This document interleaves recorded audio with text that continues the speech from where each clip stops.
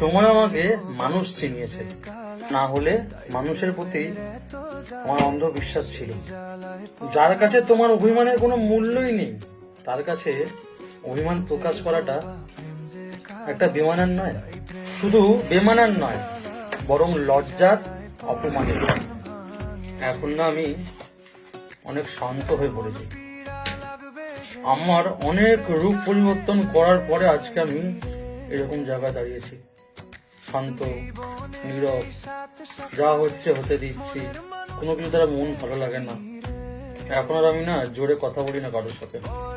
আগে আমি একটুতেই ডেকে যেতাম, আর এখন তো দুঃখ তো আমি হাসি মুখে থাকি। আমার মনে হয় এখন এটাই জীবন, এটাকেই মনে হয় বদলানো বলে। লাস্টে শুধু এইটুকুনি বলবো, আসলে কেউ ঘুমাচ্ছে, কেউ ঘুম খুঁজছে, আবার কেউ কেউ ঘুমিয়ে যাওয়া মানুষটাকে খুঁজছে। Good night.